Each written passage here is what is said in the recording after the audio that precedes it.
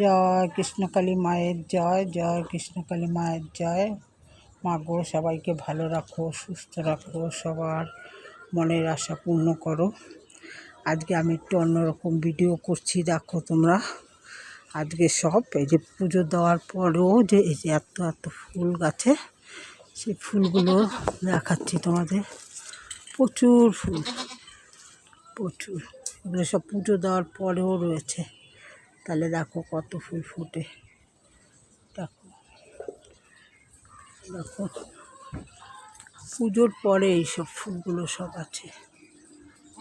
তাহলে দেখো কত ফুল।